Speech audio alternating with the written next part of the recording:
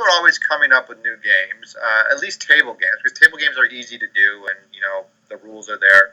There's essentially 5 models for slot games, and I developed the mathematical models for 2 of them. So I basically own 40% of the patents out there regarding the new games. Now, these are very new, and people aren't, well, I don't know if they're not being lured to play them, but they're still in their infancy. I mean, if you look at the product curve in any business book, I mean, the first year or two is actually pretty shallow. Then it pops up and goes steeper a little bit.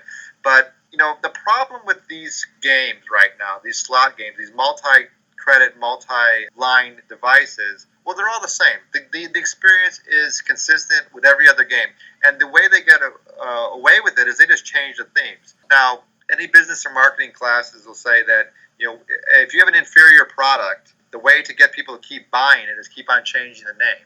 And you see this, I don't know how familiar you are, but I grew up in Chicago, the inner city of Chicago, and it's like, the drugs would have different names to them.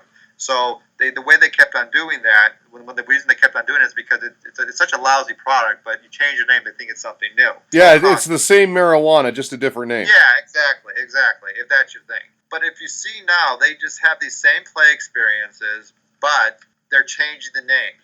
The Wizard of Oz, the Willy Wonka games, the Superman games, and they license these names and these themes from these big companies. And when they do that, they're having to cut checks every year to like Universal Studios, or I think the newest one was Seinfeld has a game now, the Seinfeld game put out by Scientific Games. But the play experience remains consistent, so you're hoping to attract a theme, someone who liked the Seinfeld show or someone who liked Wizard of Oz. And the play experience is the same.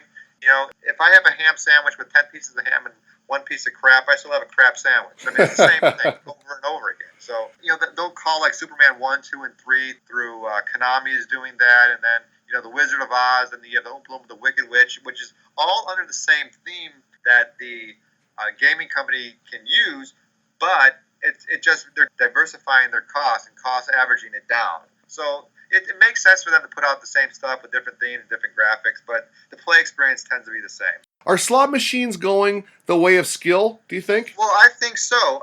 One of the casinos that I have one of the casino games that I have a patent on, that's actually in a slot machine, is Solitaire, Casino Solitaire. For anyone who wants to listen, you can play it for free online at casinosolitaire.com.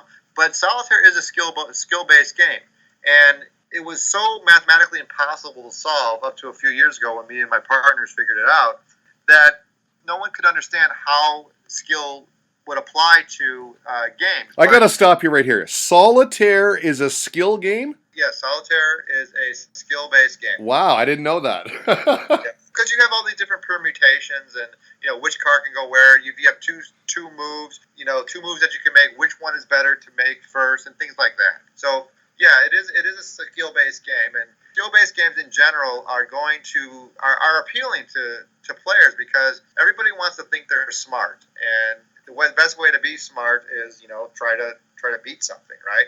And that's you get that in poker too. You want to play poker because the money's great if you do well, but it's to prove that I'm better than you. It's a skill of who's smarter, who can think sharper, who can understand the odds and probability better and better. And if you give some people that opportunity, then they'll go ahead and attack that more and more. Now, if you remember Ed Thorpe, who developed card counting when it first came out, I mean, when the casinos figured out that Ed Thorpe's method could beat the casino, they immediately changed all their rules so his analysis did not apply anymore.